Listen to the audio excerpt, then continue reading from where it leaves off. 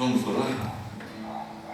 Senhor, nosso Deus, nosso Pai, estamos aqui na Tua presença, pedimos que tenhas aceitado o nosso culto até então, e agora, Senhor, fazendo ainda parte desse culto que oferecemos a Ti, que sejamos instruídos pela Tua palavra, que o Santo Espírito nos faça falar as Tuas palavras, e que tudo que dissermos e pensarmos seja para glorificar o Teu nome, Senhor. Perdoa os nossos pecados, fique conosco, pois é em nome de Jesus, o nosso Senhor, porque oramos agradecidos. Amém. Os irmãos podem sentar, deixem suas Bíblias, por favor, abertas no capítulo 15 do Evangelho de João, que a gente vai meditar um pouco em alguns versículos, mas pode sentar. Só no decorrer da mensagem eu vou citando os textos e a gente vai acompanhando. Irmãos, eu quero falar nesta noite sobre esse tema aqui, que é um tema extremamente corriqueiro para todos nós, até que, se eu perguntasse aqui nesse momento, você é um discípulo de Jesus Cristo? Quem é discípulo de Jesus Cristo aqui? Levante a mão. Tem gente que não é. Eu vou perguntar outra vez, você não entendeu minha pergunta, né? Quem é discípulo de Jesus? Levante a mão. Amém. Essa ideia de discípulo, ela surgiu na Grécia. Havia os filósofos, os ensinadores, os mestres, e eles tinham alguns alunos, também chamados de aprendizes, né? E tinha um corpo de ensinamento que eles passavam para esses discípulos. Normalmente, eles faziam isso ao livre, andando, né? Depois foram criadas as escolas, os prédios, mas no início, o discípulo era aquele que seguia o mestre enquanto ele ensinava. E Jesus Cristo foi o mestre, né? Ele tinha um corpo de doutrina que ele passou, e nós temos toda a doutrina que ele passou aqui no Novo Testamento, e muitas profecias a respeito dele, e também tinha um grupo de discípulos, né, de pessoas que o seguiam, aos quais ele ensinou. E o próprio Jesus Cristo, ele deixou registrado como seriam os seus discípulos. Quando é que uma pessoa pode ser considerada discípulo de Jesus? Eu perguntei aqui no início se você é discípulo de Jesus, e quem é, levante a mão. A grande maioria levantou a mão porque se considera discípulo de Jesus. E é muito interessante também, se você se diz crente, não é um discípulo de Jesus. Nós somos discípulos, amém ou não? Então, tem que ser. Agora, como é um discípulo? O que Jesus disse a respeito desse assunto? O que o Novo Testamento nos ensina a respeito disso? Jesus, eu vou me ater aos textos, principalmente em que ele discorre sobre esse assunto do discipulado, e ele define quem são os seus discípulos, ou pelo menos como seriam os seus discípulos, ou a ideia que ele tem sobre as pessoas que o seguiriam, que ele chamou de discípulos. Então, o primeiro texto que eu quero ler com os irmãos está em João capítulo 15, no versículo 8.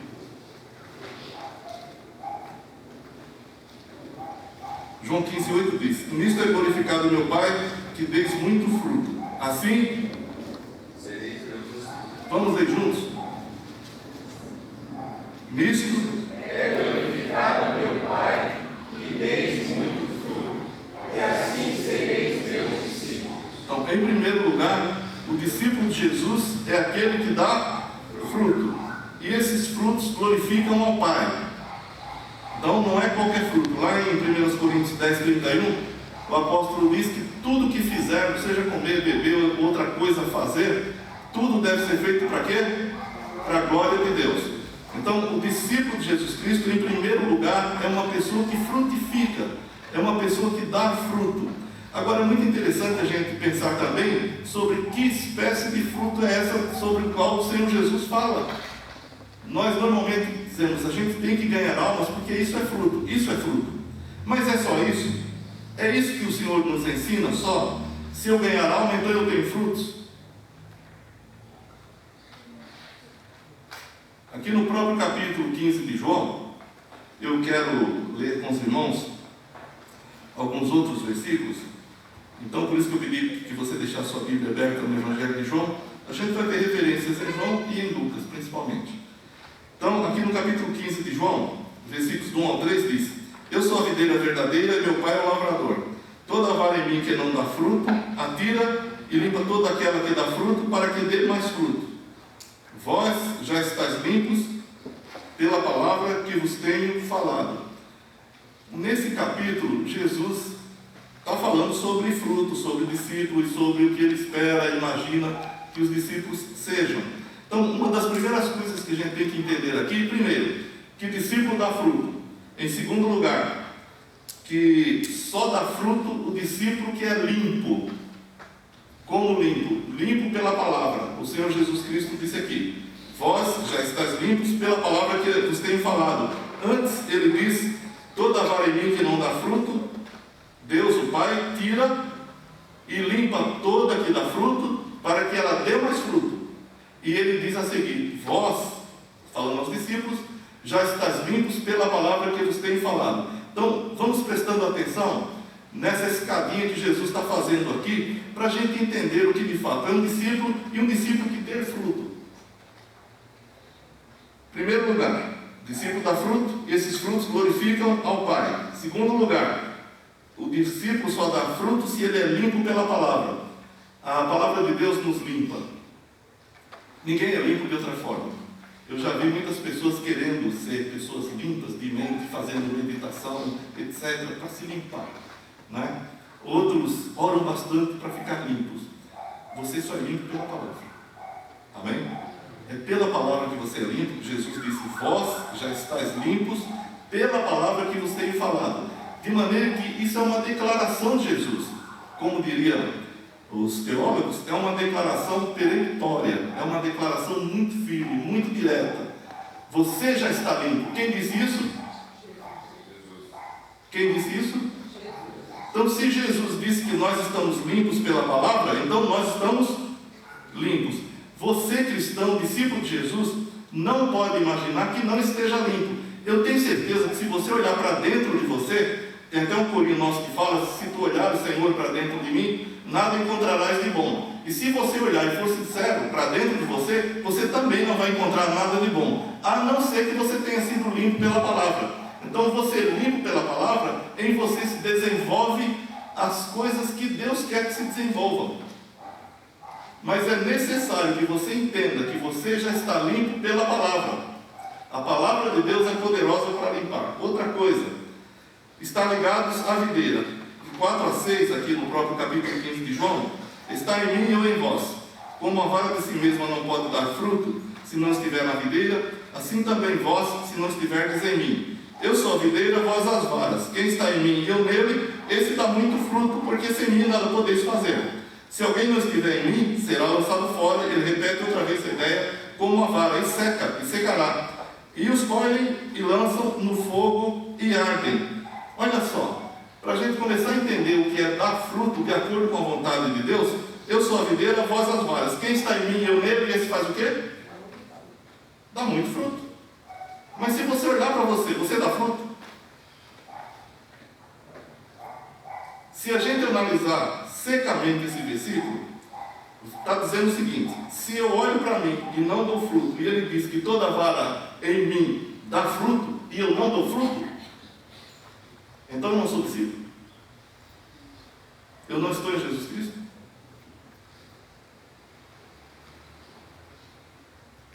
Vão pensando aí, tá? Outra coisa, o discípulo, mas antes de passar para outro item, quero dizer uma coisa: está ligado à videira é ter Jesus Cristo formado em você. Quando Paulo escreveu a Epístola aos Gálatas, e você sabe muito bem o que aconteceu nas regiões lá da Galácia, quando Paulo pregou, né, fundou várias igrejas, e as igrejas foram crescendo e tal, vieram os judaizantes e desevangelizaram aquelas igrejas. E aquelas igrejas seguiram após aqueles judaizantes. E Paulo, quando escreveu para ele falou: eu estou perplexo a respeito de vocês. Como é que vocês fizeram uma coisa dessa? E por que eles pararam de dar frutos cristãos? Frutos que agradam a Deus? Por não estarem ligados à videira. Por Jesus Cristo não estar formado neles. Se Jesus Cristo é formado em mim e em você, nós damos fruto como a vara dá fruto. O pastor Lorival hoje de manhã falou que a videira, a vara na videira, o ramo da videira, ele não fica gemendo para dar fruto, ele dá fruto naturalmente. O que é que uma videira boa faz? Dá fruto. Se você está ligado à videira, você dá fruto. Se não é difícil, não é complicado, é natural. Quando Paulo escreveu à igreja da Galácia, no capítulo 4, versículo 19 de Gálatas, ele falou: eu sinto por vocês as dores de parto até que Cristo seja formado em vocês. Então, por que a igreja da Galácia parou de dar fruto? Por não estar ligada à videira. Quando é que nós não damos frutos adequados? Quando nós não estamos ligados à videira. Se você estiver ligado em Jesus Cristo, a sua vida naturalmente é frutífera para a glória de Deus. E outra coisa, no versículo 14, Jesus diz assim: vós sereis meus amigos se fizerdes o que eu vos mando. Eu acho interessante essa frase de Jesus, porque normalmente você imagina um amigo não fazendo o que o outro manda, né? Na amizade não existe essa ideia de hierarquia, né? A ideia é horizontal: eu sou teu amigo, você é meu amigo, a gente aconselha, mas não manda. No caso de Jesus, não. Ele diz: vocês são meus discípulos, ou serão considerados meus discípulos, se fizerem o que eu vos mando. Eu acho interessante que Jesus não pede. Eu escuto muitas pregações das pessoas dizendo: o Senhor pede que você faça isso, o Senhor pede que você faça aquilo. O Senhor manda. E se você é servo, obedece. Vejam só, ser discípulo de Jesus significa obedecer irrestritamente a sua vontade. Vós sereis meus discípulos se fizeres o que eu vos mando. E outra coisa, nos versículos 18 ao 21. Se o mundo vos aborrece, sabei que primeiro do que a vós me aborreceu a mim. Se vós fosseis do mundo amaria o que era seu. Mas porque não sois do mundo, antes eu vos escolhi do mundo, por isso é que o mundo vos aborrece. Lembrai-vos da palavra que eu vos disse: não é o servo maior do que o seu senhor. Se a mim me perseguiram, também vos perseguirão a vós. Se guardaram a minha palavra, também guardarão a vossa. Mas tudo isso vos farão por causa do meu nome, porque não conhecem aquele que me enviou. Então, discípulo de Jesus Cristo, ele nunca é aceito pelo mundo.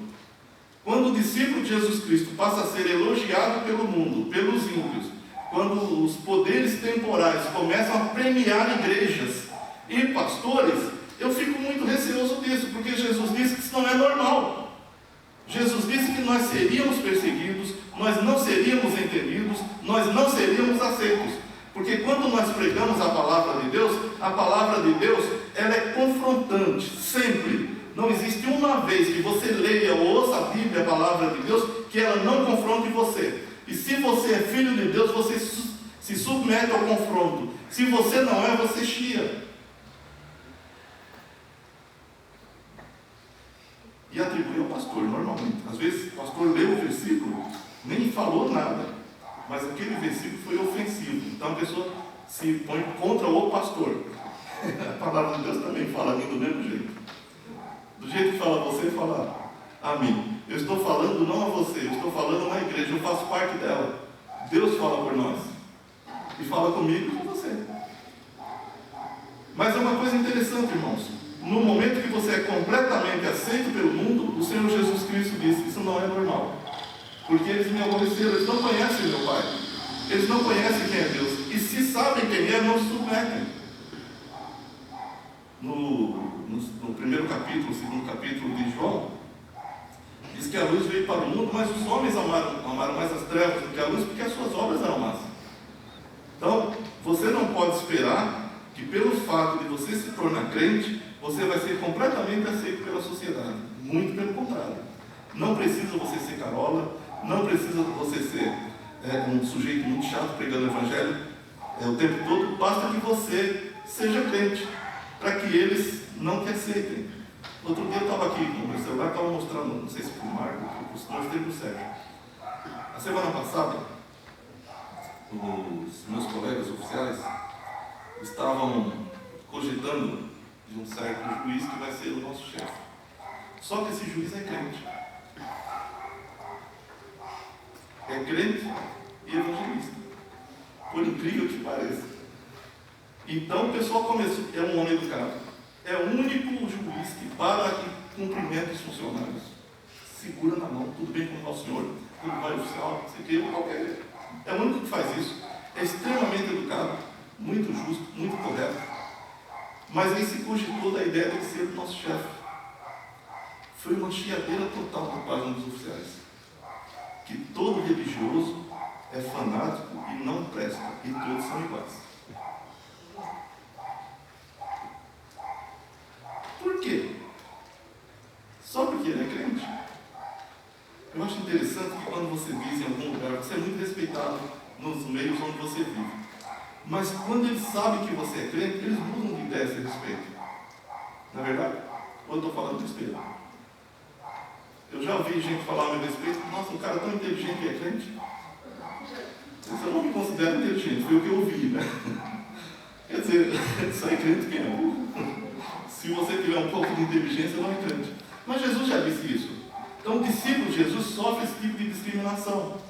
Quando você vê na televisão alguns evangélicos se manifestando sobre determinadas posturas sociais, o pessoal cai de pau em cima, você vê que é puro preconceito, mas eles dizem que preconceituoso é o crente por não aceitar aquilo. Quer dizer, o crente não pode ter opinião. Aí você se torna um preconceituoso. Num país democrático, numa sociedade democrática, você tem suas ideias. Não precisa ninguém aceitar suas ideias. Se você se dispõe a falar, você também tem que se dispor a ouvir. Se você acha que a sua ideia é a melhor, tem pessoas que acham que não é. E você tem que se conformar com isso. Você vai dar a sua opinião e fala, tem que ser. Não tem que ser. Tem que ser se você explicar, tem que as pessoas entenderem que é. Aí algumas pessoas concordam. Mas no momento em que você fala, você não é preconceituoso, mas tem ideias. E a respeito do cristianismo, Jesus disse isso. Vocês são meus discípulos e vocês vão provar na carne aquilo que eu provo. O mundo me aborreceu sem causa. E todos os que me seguem serão também aborrecidos. Mas uma coisa interessante, Jesus disse também sobre os discípulos. Se ouvirem a mim, ouvirão também a vocês. As minhas ovelhas, disse Jesus lá em João 10, ouvem a minha voz, eu conheço-as e elas me seguem. No capítulo 17, Jesus orou pelas ovelhas que seriam agregadas ao rebanho dele pela nossa mensagem. Então, se tem um lado que a gente tem que ter certeza que o mundo não nos aceita, por outro lado, nós temos que ter a alegria de ver pessoas que, quando ouvem a pregação que nós fazemos, se dobram ao Senhor Jesus Cristo. Isso, as duas coisas provam que você é um discípulo e que você dá fruto. Outra coisa que Jesus diz aqui sobre o discipulado está em João 8, 31 e 32. Jesus disse, 8, 31 e 32 de João. Jesus dizia, pois, aos judeus que criam nele: se vós permanecerdes na minha palavra, verdadeiramente sereis meus discípulos, e conhecereis a verdade, e a verdade vos libertará. Então, o discípulo de Jesus Cristo é liberto, é limpo pela palavra e liberto pela verdade. O que é a verdade? Pilatos perguntou a Jesus, né? O que é a verdade? E no capítulo 14, versículo 6 de João, Jesus já tinha dito, eu sou o caminho, a verdade e a vida. Então, em Jesus Cristo, a verdade não é um conceito. A verdade não é algo que você explique. A verdade é o próprio Jesus Cristo. Então, o discípulo de Jesus Cristo é liberto pela pessoa dele. Olha que coisa interessante. A verdade nos libertou. De que forma a verdade nos libertou? A verdade, que é Jesus Cristo, assumiu a forma humana, se fez homem como nós, se tornou humano como nós, deu a sua vida por nós e nos resgatou. Então, você foi liberto por ato do próprio Jesus Cristo. O discípulo de Jesus Cristo é liberto por ele, que é a verdade.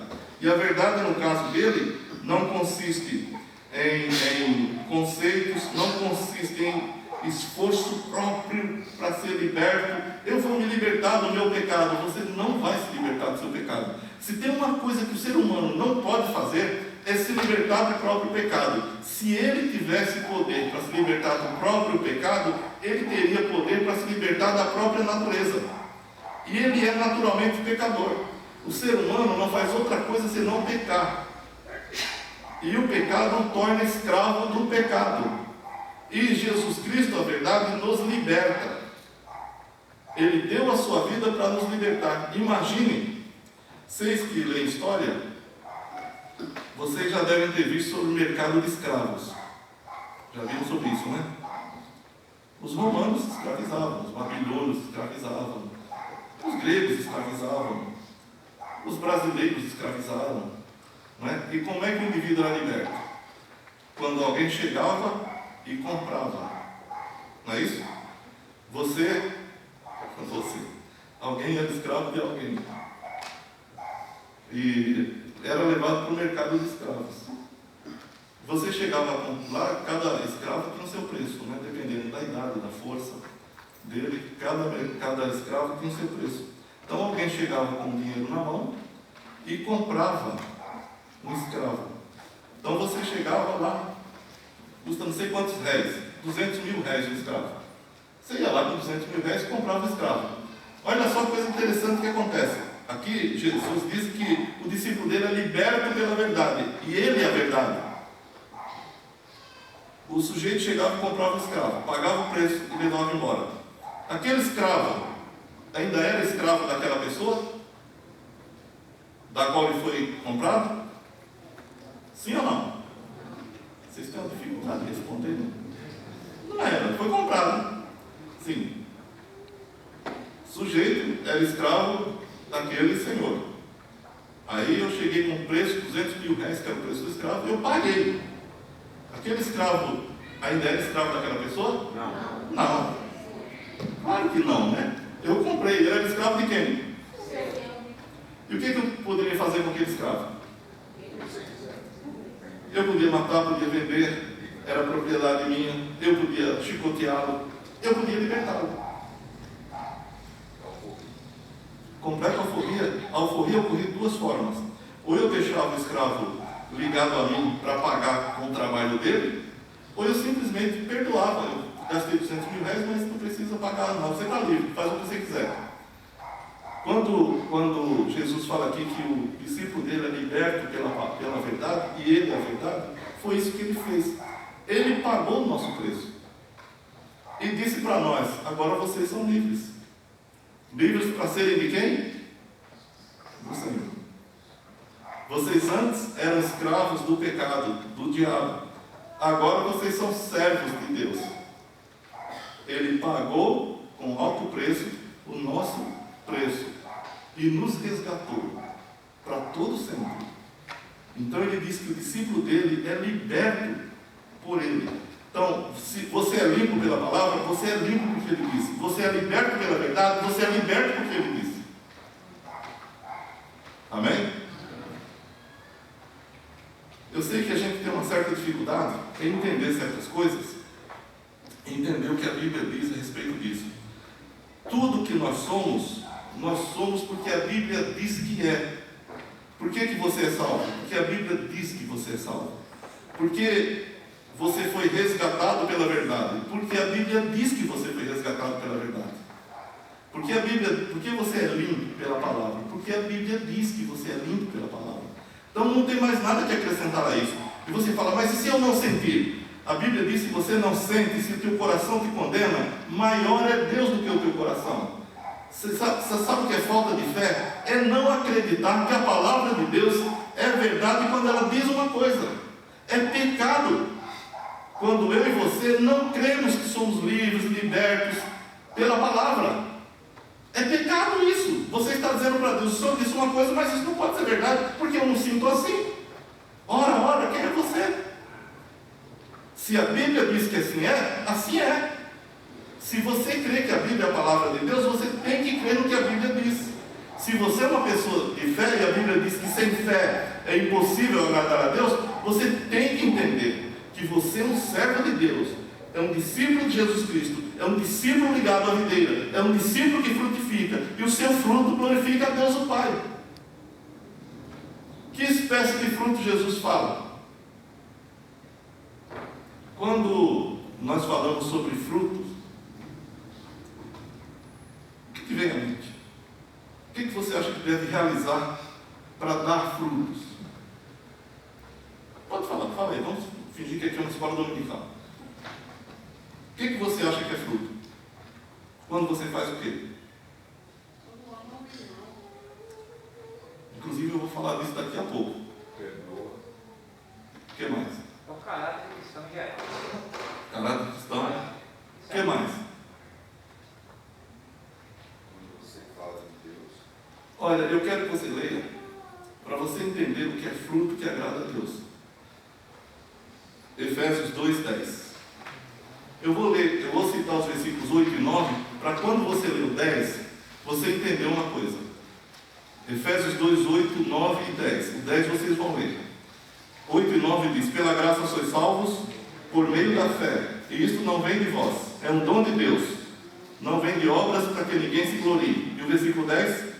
Porque somos feitura sua, criados em Cristo Jesus para as boas obras, as quais Deus preparou para que andássemos nelas. Então, que obras que você realiza que frutificam para a glória de Deus? As obras que Deus predeterminou para você. Diz nesse versículo 10 que, vou repetir o texto inteiro: pela graça sois salvos por meio da fé, isto não vem de vós, é um dom de Deus, não vem de obras para que ninguém se glorie, porque somos feituras suas, criados em Cristo Jesus. Para quê? Para as boas obras, as quais Deus preparou de antemão para que andássemos nelas. Então, quando é que você realiza as obras que Deus quer? Quando você está completamente afinado com Deus, quando você está completamente ligado à videira, quando o Espírito Santo fala ao seu coração e você ouve, e você realiza o que Deus tem para você. Não é aquilo que você imagina, talvez, mas o que Deus quer que você faça. Pode ser ganhar almas, pode ser perdoar, pode ser qualquer coisa que Deus queira que você faça. Pode ser o desenvolvimento do fruto do Espírito. O fruto do Espírito qual é? Amor, gozo, paz, longanimidade, benignidade, fé, domínio próprio e mansidão. Então, tudo isso vem porque você está ligado à videira. E Deus preparou isso antes de você existir. Deus preparou isso antes de você pensar. E Deus chamou você para ser alimentado pela seiva da videira. E essa seiva da videira faz com que você, a seiva da videira representa o Espírito Santo, para que você faça aquilo que Ele quer que você faça. E não outra coisa. Não aquilo que você julga que Ele quer que você faça. Mas você vai estar tão ligado a Ele, como a vara à videira, que o seu fruto vai ser o fruto normal da videira. Ou seja, você vai realizar aquilo que Jesus realizaria se tivesse seu lugar. Quando nós perguntamos: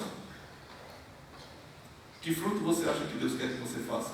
Em primeiro lugar, que você esteja ligado a Ele. Se você estiver ligado a Ele, você vai produzir os frutos que Ele quer.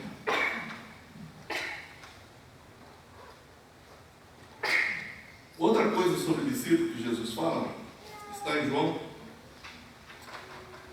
13. Aquilo lá, cita que você já falou. 34 e 35.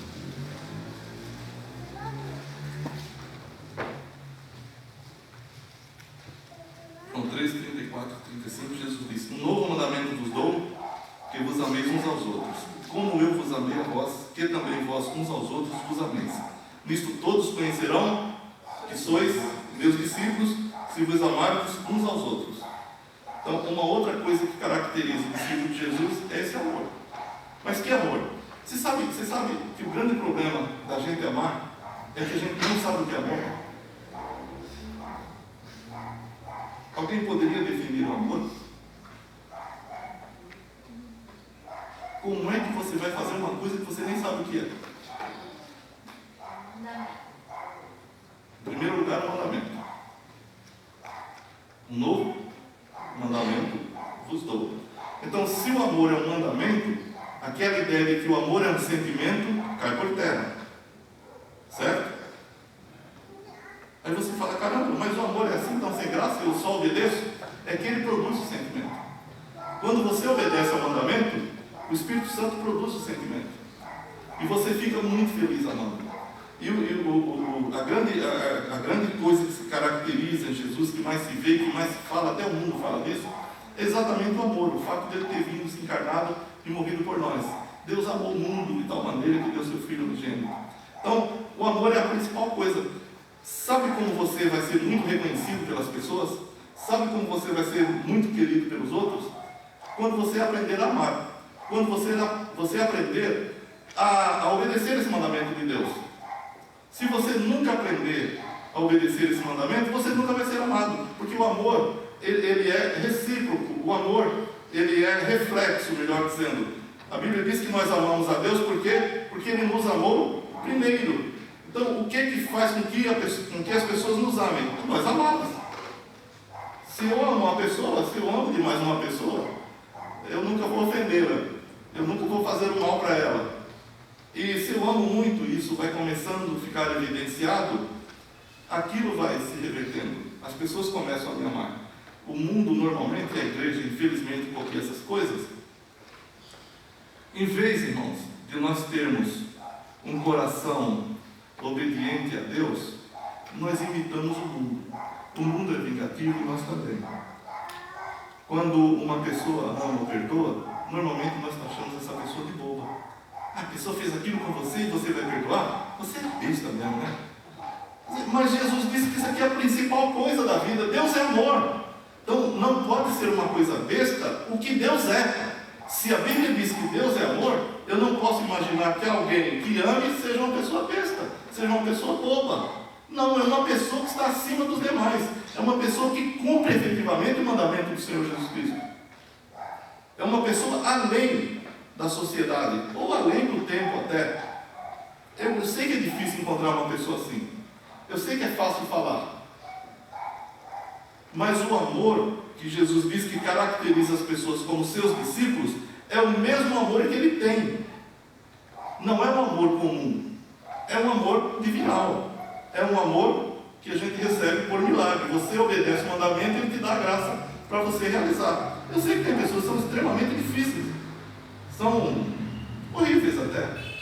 Mas Jesus disse para amar. Eu fico imaginando às vezes como é que nós podemos amar os nossos inimigos. Como é que nós podemos orar pelos que nos maltratam e nos perseguem. Como é que você pode fazer uma coisa dessa naturalmente? Não tem como você fazer. Mas se você obedecer o mandamento, o Senhor vai te dar graça para você viver essa realidade espiritual tão elevada.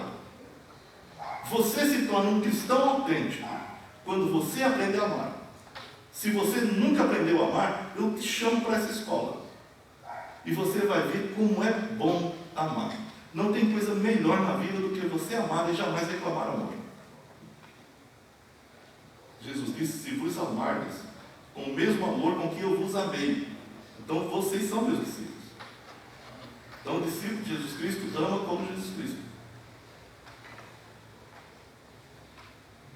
Em Lucas, capítulo 6, versículo 40, Jesus nos fala de uma outra característica do seu discípulo.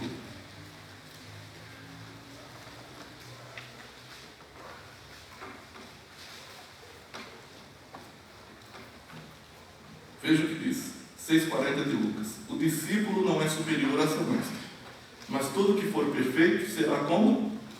O seu mestre. Eu acho interessante esse versículo aqui, porque Jesus tem um parâmetro para o discípulo. Quem é o parâmetro do discípulo de Jesus? Ele próprio, né? Eu vejo muitos personagens na Bíblia, e quando você lê o capítulo 11 de Hebreus e o 12, você encontra assim uma galeria de pessoas que fizeram muitas coisas por Deus e para Deus, e que ficaram de exemplo para nós. E no capítulo 12 de Hebreus, o escritor diz que nós estamos cercados por essa tão grande nuvem de testemunha. Por isso devemos deixar o pecado que tão de perto nos rodeia e corrermos com paciência a carreira que nos está proposta, olhando para Jesus, autor e consumador da fé, o qual pelo gozo que estava proposto suportou a cruz, desprezou as afrontas e sentou-se à destra da majestade nas alturas. Então, essas pessoas que estão lá no capítulo 11 de Hebreus e outras tantas que nem estão lá também, assim, são pessoas que nós devemos imitar. Deveríamos imitar. Certo ou errado? Quantas pessoas? Enoque andou com Deus e foi trasladado. A Bíblia diz de Noé que ele também andou com Deus. E pela fé salvou a sua família do dilúvio universal que aconteceu. Né? Quantas pessoas, os profetas do Antigo Testamento, os apóstolos, né? Pedro, João, Tiago. Tiago foi o primeiro apóstolo a ser decapitado, o primeiro apóstolo morto, né? Por causa do testemunho de Jesus Cristo. Tiago é irmão de João. pessoas que têm um testemunho excelente, né? E outros tantos irmãos. Eu falei outro dia, acho que na escola dominical, eu estou lendo um livro chamado O Livro dos Mártires. Foi escrito em 1500 e pouco. Então, os mártires até 1500 e pouco. Eu aconselho você a comprar esse livro. Se não me engano, é da editora Mundo Cristão. O autor é John Foxe. Leia esse livro. Os Mártires. O Livro dos Mártires. Agora tem em português, graças a Deus. Pessoas que assim, deram um testemunho fenomenal. Estava lendo a história de João Hus, um dos precursores da Reforma Protestante. E apesar de ele ter garantido, então, imperador, que se chamava Sigismundo, de que ele compareceria perante o clero católico, mas voltaria com vida, e não voltou, o próprio imperador foi contra ele, e ele foi queimado. E enquanto estava ali sendo queimado, ele orava a Deus, recitava salmos e pedia para que Deus perdoasse aqueles inimigos. São testemunhos assim, tocantes, excelentes, não é? E os profetas e todos. Mas sabe de uma coisa? Paulo, escrevendo aos Coríntios, capítulo 11, versículo 1, ele diz: meus irmãos, sejam meus imitadores, como eu sou de Cristo. Você sabe que Paulo não está dizendo para a gente ser imitador dele? Ele está dizendo para a gente imitá-lo, a imitá-lo a Cristo. Se você ler a simples letra, você vai ter essa ideia de que ele está chamando você para imitá-lo. Ele não está. Ele está chamando você para imitá-lo no cumprimento da vontade de Deus em Jesus Cristo. Até porque ele mesmo escreve em Efésios 5:1: sede, pois, imitadores de Deus como filhos amados. Jesus, quando fala aqui do discipulado, nesse versículo que a gente leu em Lucas 6:40, ele diz: o discípulo não é superior a seu mestre, mas todo que for perfeito será como seu mestre. Então, qual o nosso parâmetro de imitação? Você imita Jesus?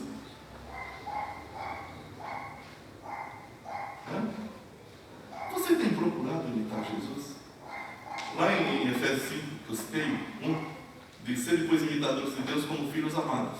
E no versículo 2: e andai em amor, como Cristo também nos amou e assim mesmo se entregou por nós.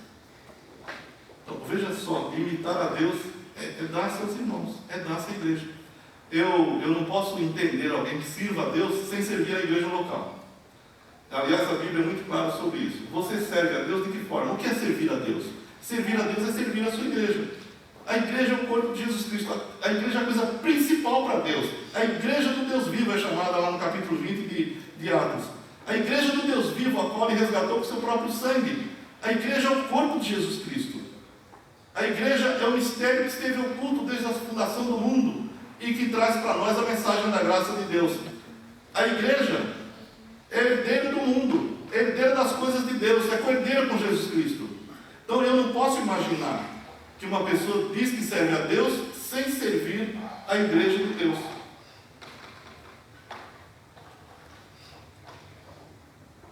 Jesus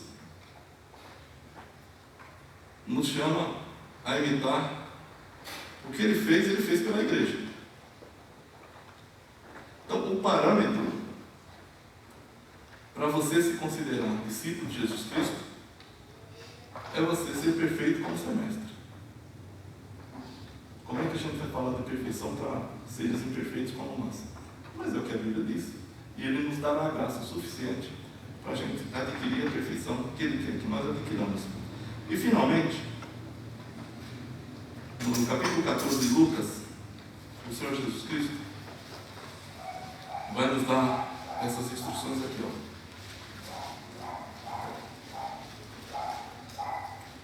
14, 26, 27 e o 33. Jesus diz assim, 14, 26 e 27. Se alguém vier a mim e não aborrecer a seu pai, mãe, mulher, e filhos, irmãos e irmãs, e ainda também sua própria vida, não pode ser meu discípulo. E qualquer que não levar a sua cruz e não vier após mim, não pode ser meu discípulo. E em 33, assim pois qualquer de vós que não renuncia tudo quanto tem, não pode ser meu discípulo. E agora? Veja as relações que Jesus chama aqui a nossa atenção. Pai, mãe, filho, mulher, bens, todas as coisas, tudo que a gente mais gosta. Ele fala, se você não aborrecer, muita gente pensa que Jesus está dizendo para a gente ficar com ódio dos pais. Não, o que ele está dizendo é o seguinte, eu tenho primazia sobre tudo isso. Então, entre servir a seu pai, sua mãe, a seus bens, a você mesmo, você tem que servir a mim. Se você tiver que deixar pai, mãe, mulher, filhos, etc., por mim, você tem que deixar pai, mãe, mulher e filhos por mim. A relação com Jesus Cristo é tão grande, tão profunda, que não pode ter nada no meio que impeça essa comunhão. É isso que ele está dizendo. Olha, irmãos, no início eu perguntei, quem de vocês se considera discípulo de Jesus Cristo? Depois da gente ler esses textos, eu não vou fazer a pergunta, mas pense com você mesmo. Você é um discípulo de Jesus Cristo? E se você ficou muito aquém desses conceitos do próprio Senhor Jesus Cristo aqui que nós lemos, o que a gente tem que fazer? A gente tem que orar a Deus, se pôr diante dele e dizer, Senhor, faça-me um discípulo teu. Até a presente data eu pensei que era, mas a partir daqui eu quero ser. E se você já é, glorifique a Deus e peça mais humildade para você continuar. Então, para a gente concluir estas meditações, de acordo com esse texto, com esses textos que nós lemos, e só para refrescar a nossa mente, discípulo de Jesus Cristo é aquele que preenche os seguintes requisitos: produz muitos frutos. Para produzir fruto, você tem que estar ligado à videira. E o fruto que você deve produzir é aquele que Deus preparou de antemão para você. E como é que você vai ficar sabendo disso? Por você estar ligado a Ele. E o Espírito Santo te esclarecerá. Segundo lugar, ser discípulo de Jesus Cristo é aquele que foi liberto pela palavra. Não é aquele que acha que foi liberto, mas aquele que foi liberto pela palavra. Ouviu a palavra, foi convencido pelo Espírito Santo que é pecador, foi ao Senhor Jesus Cristo e nasceu de novo. Você foi liberto pela palavra.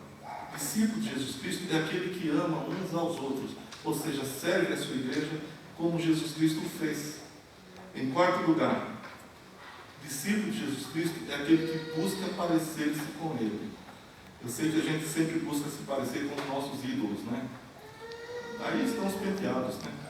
Estão as roupas que a gente usa. Por quê? Na época da Jovem Guarda, eu sou da época da Jovem Guarda, eu tinha cabelo. E como é que eu penteava o meu cabelo? Pro lado, né? Como o Roberto Carlos e os outros, né? E a gente passava na época, o produto mais sofisticado que existia no mercado era a brilhantina. Aquilo feito, né? Mas a gente estava na crista da onda, né? Passava a brilhantina para fixar aquela coisa. Você olhava para todo mundo, hoje, né? Eu fico pensando, como é que a gente fazia um negócio desse, né?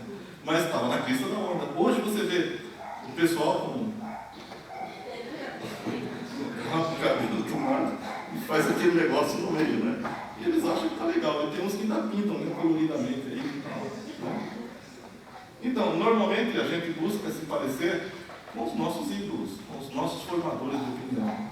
No caso do cristão, ele tem que buscar aparecer-se com Jesus Cristo se quiser ser considerado discípulo de Jesus.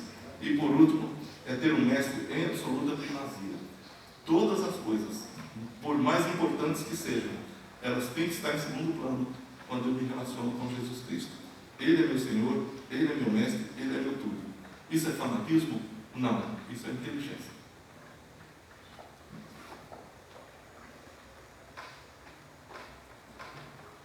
Queridos irmãos, essa mensagem tem como objetivo nos fazer refletir sobre o nosso grau de envolvimento com o Senhor e se de fato podemos ser considerados por Ele como seus discípulos.